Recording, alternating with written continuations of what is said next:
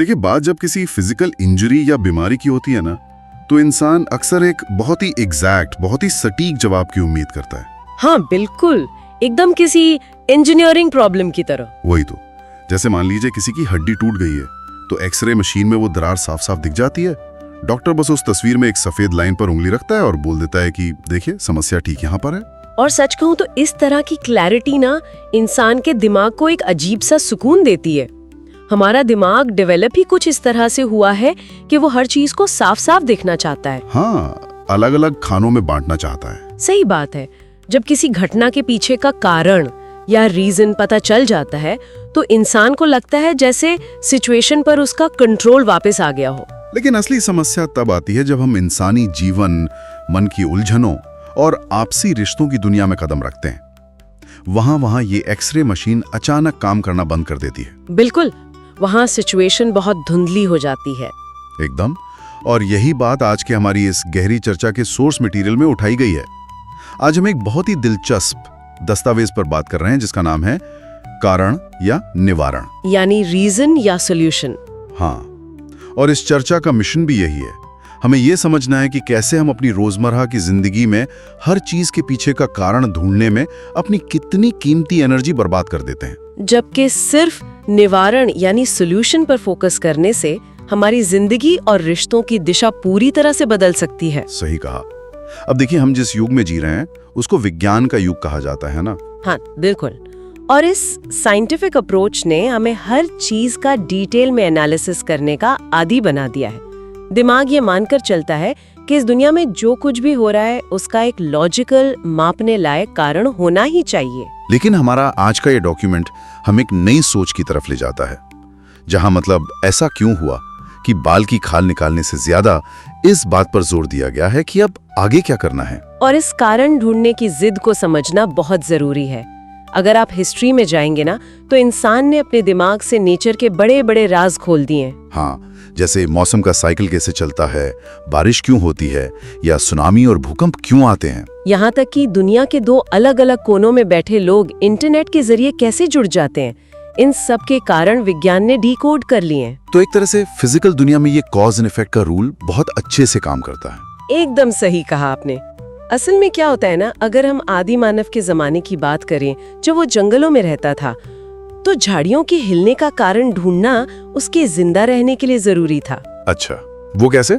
देखिए, अगर झाड़ी हवा से हिली है तो कोई खतरा नहीं, लेकिन अगर उसके पीछे कोई शेर है तो उसे अपनी जान बचानी होगी। तो ये जो कारण ढूंढने की आदत है ना, ये हमारे सर्वाइवल मैकेनिज्म का एक बहुत ही गहरा हिस्सा बन चुकी है। ओह वाओ, ये तो बहुत इंटरेस्टिंग पॉइंट है। लेकिन यहीं से वो कॉन्ट्रडिक्शन, वो विरोधाभास शुरू होता है जो इस दस्तावेज का मेन पॉइंट है। इसमें एक शब्द का इस्तेमाल किया गया है, अल्पज्ञ बुद्धि, यानी लिमिटेड समझ। हाँ, ये जो हमारी लिमिटेड बुद्धि है ना, ये जीवन की हर घटना या ह्यूमन एक्सपीरियंस का कारण नहीं समझ पाती। सोर्स में एक बड़ा ही सटीक रोजमर्रा का एग्जाम्पल दिया है। हाँ, वो मेडिकल टेस्ट वाला। बिल्कुल। कई बार इंसान बीमार पड़ता है, हॉस्पिटल जाता है, दुनिया भर के टेस्ट करवाता है, सारी रिपोर्ट्स नॉर्मल आती हैं, डॉक्टर बोलते हैं बॉडी में कोई खराबी नहीं है, फिर भी इंसान दर्द में होता है। सही बात है, बीमारी क्यों है उसका कारण किसी मशीन में पकड़ में ही नहीं आता। और मजे की बात देखिए, कारण ना पता होने पर भी इंसान उस कारण को ढूंढने की अंधी दौड़ में अपना पैसा, वक्त, एनर्जी सब बर्बाद करता रहता है। मुझे तो ये ऐसी सिचुएशन लगती है जैसे हमारे दिमाग में ना कोई इंटरनेट का सर्च इंजन फिट हो गया हो। अच्छा, सर्च इंजन। हाँ, हमें लगता है कि लाइफ के हर स्ट्रगल को, हर दुख को बस उस दिमागी सर्च बार में टाइप करेंगे तो एक क्लियर बुलेट पॉइंट्स वाला जवाब मिल जाएगा।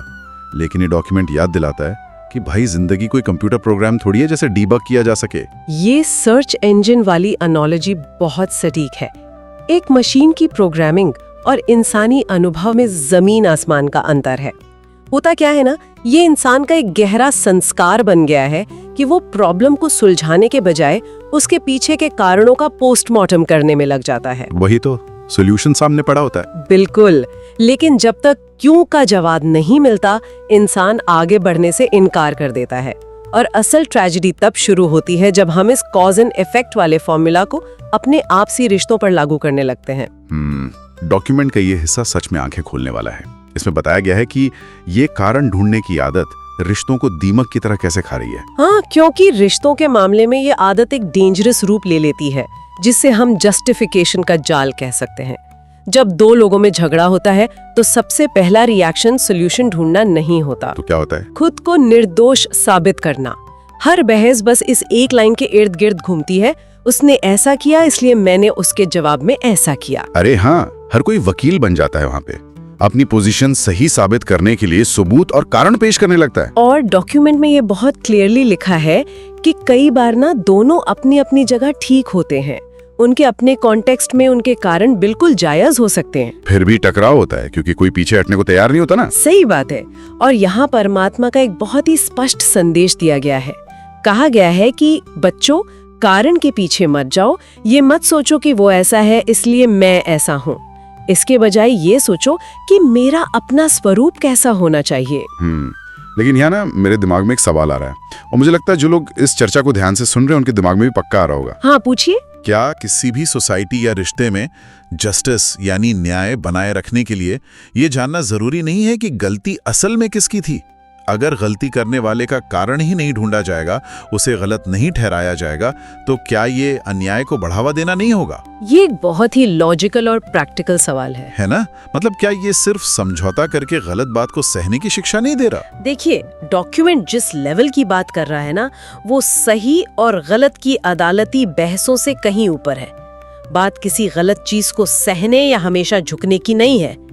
जब डॉक्यूमेंट कहता है कि कारण मत ढूंढो, तो उसका सीधा सा मतलब ये है कि इस दिमागी कसरत में इंसान सबसे पहले अपनी मेंटल पीस, अपनी शांति को दांव पर लगा देता है। अच्छा। सोचिए जरा, अगर किसी बहस को जीतकर आपके मन में हफ्तों तक कड़वाहट रहे, तो क्या वो जीत सच में जीत है? वो तो एक हार हुई ना। हाँ, शांति तो चली गई। बिल्कुल। खुद को सही साबित करने के चक्कर से बाहर निकलकर उस टेंशन वाले माहौल को शांत करना ही असली समझदारी है, क्योंकि मेंटल पीस किसी भी अहंकार की जीत से ज्यादा कीमती है। ये पर्सपेक्टिव वाकई सोचने का तरीका बदल देता है। यानी जब तक इंसान कारण ढूंढने में लगा रहेगा वो उलझा ही रहेगा। एकदम सही। तो अब मान लीजिए किसी ने डिसाइड कर लिया कि ठीक है, अब से कारण नहीं ढूंढना है, अब से सिर्फ निवारण यानी सॉल्यूशन पर ध्यान देना है। लेकिन ये क्यों पूछने की आदत इतनी गहरी होती है कि इसे छोड़ना बड़ा मुश्किल लगता है। सही बात है, इतनी आसानी से नहीं जाती ये आदत। लेकिन अच्छी बात यह है कि हमारा सोर्स सिर्फ प्रॉब्लम बताकर नहीं छोड़ता। इस निवारण स्वरूप को अपनाने के लिए इसमें 3 बहुत ही पावरफुल पिलर्स या स्तंभ बनाए गए हैं। हाँ, और उनमें सबसे पहला और सबसे जरूरी कदम है बेहद का वैराग्य, यानी अनलिमिटेड डिस्पैशन। अब देखिए, आम बोलचाल में वैराग्य शब्द सुनते ही ऐसा लगता है जैसे घर बार छोड़कर किसी जंगल या पहाड़ पर चले जाना है ना? हाँ, लोगों को लगता है सब कुछ त्याग कर सन्यासी बन जाना है, जहाँ किसी से कोई मतलब ही ना हो। लेकिन यहाँ इसका स्पिरिचुअल और प्रैक्टिकल मीनिंग पूरी तरह से अलग है। तो यहाँ इसका क्या मतलब है? यहाँ बेहद के वैराग्य का मतलब फिजिकली चीजों को छोड़ना नहीं है, बल्कि अपनी मेंटल प्रायोरिटीज को तय करना है। आपको ये चुनना है कि क्या हर बहस में खुद को विनर साबित करना ज्यादा जरूरी है, या अपने अंदर के जो मूल गुण हैं जैसे प्रेम, शांति, आनंद, उन्हें बचाए रखना। यानी अपनी शांति को चुनना ही असली वैराग्य है। एकदम। उस व्यर्थ की बहस से खुद को इमोशनली डिटैच कर लेना ही वैराग्य है। जब आप ये तय कर लेते हैं कि मुझे अपनी शांति से कॉम्प्रोमाइज नहीं करना है, तो आप खुद ही उन कारणों के दलदल से बाहर आ जाते हैं। और जब एक बार ये शांति चुनने का फैसला हो जाता है, तब दूसरा स्तंभ काम आता है, जो है दृढ़ता यानी डिटर्मिनेशन। बिल्कुल, क्योंकि सिर्फ सोच लेना काफी नहीं है, उस फैसले पर डट रहना पड़ता है। हाँ, क्योंकि जब बहस होगी तो सामने वाला तो पूरे जोर शोर से अपने कारण गिनाएगा ना, वो तो उकसाने की कोशिश करेगा ही। उकसावा तो आएगा ही।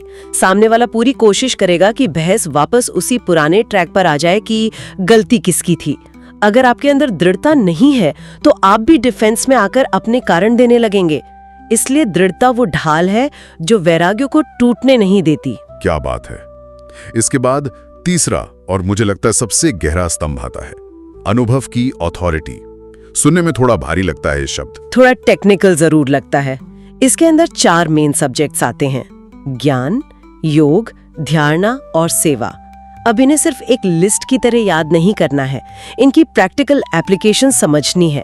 तो सबसे पहले ज्ञान की बात करते हैं। यहाँ ज्ञान यानी नॉलेज का क्या मतलब है? यहाँ ज्ञान का मतलब किसी किताब को पढ़ना नहीं है।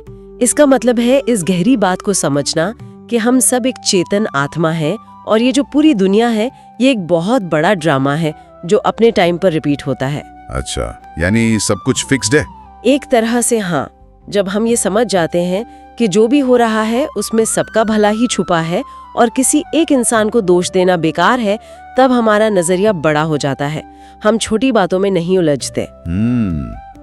और योग इस प्रोसेस में कैसे मदद करता है? योग असल में हमारे दिमाग को एक पॉज बटन देता है। जब हम उस सुप्रीम पावर या परमात्मा को याद करके अपनी इनर एनर्जी इकट्ठी करते हैं तो हमारे अंदर एक ठहराव आ जाता है। यानी जब कोई उकसाता है तो तुरंत रिएक्ट करने के बजाय हम एक पल के लिए रुकते हैं। हाँ, और वो जो एक पल का ठहराव आता है ना, वही योग की शक्ति है। ये आपको छोटी छोटी बातों से डिस्टर्ब होने से बचाता है। तो अगर ज्ञान हमें नजरिया देता है और योग हमें शक्ति देता है तो धारणा और सेवा उसका प्रैक्टिकल रूप हो गया है ना? बिल्कुल। यानी उन शक्तियों को अपने बिहेवियर में लाना हो गया धारणा, और अपने शांत बिहेवियर से दूसरों के लिए एग्जाम्पल बनना हो गया सेवा, ताकि बिना भाषण दिए ही आसपास का माहौल ठीक हो जाए। वही तो, इन चारों का सही बैलेंस है। जब तक आपके पास ये अनुभव की अथॉरिटी नहीं होती, आप सिर्फ ऊपर ऊपर से शांत दिखने का नाटक कर सकते हैं, लेकिन अंदर ही अंदर आप क्रोधों की आग में जलते रहेंगे। इस पूरी प्रोसेस को समझने के लिए ना मुझे हवाई जहाज की एक एनालॉजी बहुत फिटिंग लगती है। अच्छा, वो कैसे? मान लीजिए जमीन पर एक बहुत भयानक तूफान आया हुआ है। ये तूफान हमारी रोजमर्रा की बहसें और उलझने हैं। अब वैराग्य ये तय करना है कि इस जहाज को इस तूफान में नहीं फंसाना है, बल्कि इसके ऊपर ले जाना है। सही बात है। फिर दृढ़ता क्या है? तेज हवाओं के बीच भी उस जहाज के स्टीयरिंग को मजबूती से पकड़े रहना, ताकि वो भटके नहीं। लेकिन ये सब करने के लिए जो अनुभव की अथॉरिटी है, यानी ज्ञान और योग, वो असल ईंधन या फ्यूल का काम करता है। उस फ्यूल के बिना जहाज ऊपर जा ही नहीं सकता। वही फ्यूल उस जहाज को उस ऊंचाई तक ले जाता है जहां पहुंचने के बाद वो नीचे का बड़ा सा तूफान बस एक छोटे से नजारे जैसा लगने लगता है। ये एनालॉजी बहुत ही खूबसूरत है। जब इंसान सच में उस ऊंचाई पर पहुंच जाता है ना, तो लाइफ की प्रॉब्लम्स उसे डराती नहीं है। वो एक दर्शक या ऑब्जर्वर बनकर बिना घबराए सही डिसीजन ले सकता है। बिल्कुल। अब यहाँ से चर्चा को थोड़ा थियरी से निकालकर प्रैक्टिकल लाइफ पर लाते हैं। ये जो निवारण स्वरूप वाली टेक्निक है, ये सच में रोज की भागदौड़ में काम कैसे करती है? हाँ, ये जानना सबसे जरूरी है। सोर्स में बड़ा साफ लिखा है कि समस्याएं हमेशा रिलेटिव होती हैं। जो बात एक इंसान के लिए पहाड़ जैसी है, वही दूसरे के लिए शायद एक दिन के बराबर भी ना हो। ये तो जिंदगी का एक कड़वा सच है। आपने देखा होगा कि लोग कितनी छोटी छोटी बातों पर अपना आपा खो देते हैं। वही तो, बाजार में 50 पैसे या 100 रुपए की बात हो, या गाड़ी पार्क करने की जगह को लेकर बहस हो जाए, या फिर किसी बस या ट्रेन में सफर करते वक्त जरा सा धक्का लग जाए, लोग इन बातों का इतना बतंगड़ बना देते हैं कि बात पुलिस और कोर्ट तक पहुंच जाती है। सही बात है। और ये सब सिर्फ इसलिए होता है क्योंकि इंसान के पास वो अनुभव की अथॉरिटी नहीं होती। वो हर छोटी बात का कारण और इंसाफ उसी सेकंड ढूंढना चाहता है। और इसी बात को प्रूव करने के लिए डॉक्यूमेंट में एक बड़ा ही प्रैक्टिकल और अद्भुत एग्जाम्पल शेयर किया गया है। इस कहानी से पूरी थियोरी क्रिस्टल क्लियर हो जाती है। हाँ, वो रात को लेट आने वाली बच्ची का किस्सा है ना? बिल्कुल। एक परिवार में एक बच्ची को रात को 8:15 बजे घर आना था, लेकिन वो पूरा 1 घंटा लेट हो गई और 9:15 बजे पहुंची। अब आप ही बताइए, नॉर्मल सिचुएशंस में ऐसे वक्त किसी भी घर में क्या होता है? आमतौर पर तो माता पिता का डर और टेंशन तुरंत गुस्से में बदल जाती है। जैसे ही बच्चा दौर से अंदर आएगा, सवालों की झड़ी लग जाएगी। हाँ, सबसे पहला सवाल यही होता है कि तुम इतनी लेट क्यों हुई है। आवाजें तेज होती हैं। जो रात आराम से गुजर सकती थी, वो पूरी तरह से टेंशन और कड़वाहट से भर जाती है। लेकिन देखिए, मुझे यहाँ एक प्रैक्टिकल प्रॉब्लम नजर आती है। ये सुनने में तो बहुत आइडियल लगता है कि माँ बाप गुस्सा ना करें, लेकिन असलियत में जब रात के टाइम बच्चा लेट हो तो कोई भी पेरेंट डर ही जाएगा ना। ऐसे में शांत हो जाना लगभग इम्पॉसिबल लगता है। हाँ, नॉर्मल इंसान के लिए मुश्किल जरूर है।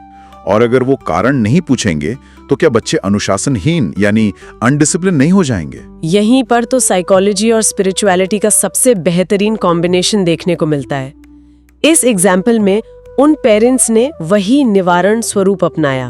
उन्होंने डिसाइड किया कि गुस्सा करने से बात और बिगड़ेगी, तो उन्होंने लेट होने का कारण पूछा ही नहीं। बिल्कुल नहीं।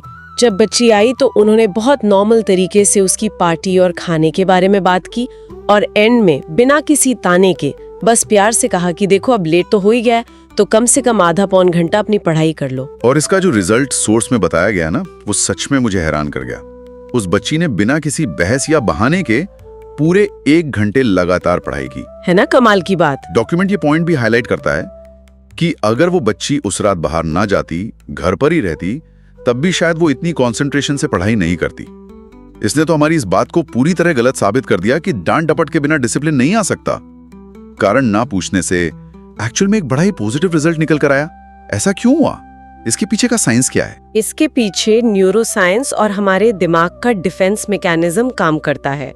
जब किसी पर तुमने ऐसा क्यों किया जैसे सवाल दागे जाते हैं, तो दिमाग इसे एक अटैक की तरह देखता है। अच्छा, दिमाग का वो हिस्सा जो इमोशंस कंट्रोल करता है, जिसे अमिगडाला कहते हैं, वो एक्टिव हो जाता है। ऐसी सिचुएशन में उस इंसान की पूरी मेंटल एनर्जी सिर्फ अपना बचाव करने, बहाने बनाने या फिर आगे से पलटवार करने में लग जाती है। ओह वाह, यानी दिमाग की एनर्जी कुछ प्रोडक्टिव करने में नहीं बल्कि सिर्फ खुद को सही साबित करने में खर्च होने लगती है। एकदम सही। लेकिन जब उन पेरेंट्स ने क्यों पूछा ही नहीं, तो बच्चे के दिमाग में वो खतरे की घंटी बजी नहीं, उसे अपने बचाव में एनर्जी वेस्ट नहीं करनी पड़ी। और फिर उस एनर्जी का क्या हुआ? जब दिमाग डिफेंस मोड में नहीं होता, तो वो सारी एनर्जी हमारे प्रीफ्रंटल कॉर्टेक्स यानी लॉजिक वाले हिस्से में रहती है, और वही क्रिएटिव और लॉजिकल एनर्जी उस बच्ची ने अपनी पढ़ाई में लगा दी।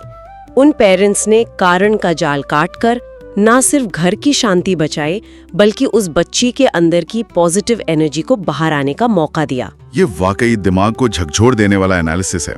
इस पूरी चर्चा को अगर हम एक लाइन में समेटें तो बात बड़ी साफ है। जीवन में शांति और खुशी कोई ऐसी ट्रॉफी नहीं है जो बहस जीतने पर मिलती है।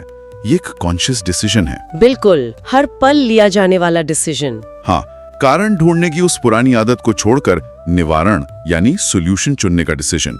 ये नॉलेज उन सभी लोगों के लिए एक बड़ा टूल बन सकती है जो अपने रिश्तों में छोटी छोटी बातों पर मेंटल फटीग या थकावट महसूस करते हैं। सही बात है।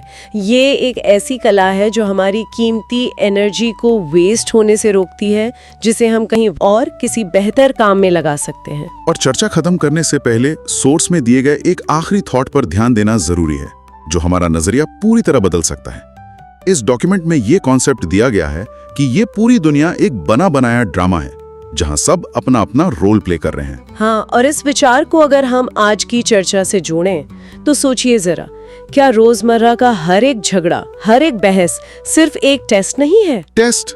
कैसा टेस्ट? ये देखने के लिए कि हम कितनी जल्दी अपनी उस पुरानी स्क्रिप्ट को फाड़ सकते हैं जिसमें सिर्फ ये लिखा है कि उसने ऐसा किया इसलिए मैंने ऐसा किया, और ऑन द स्पॉट सॉल्यूशन की एक नई कहानी लिख सकते हैं। ये वाकई एक बहुत ही पावरफुल थॉट है।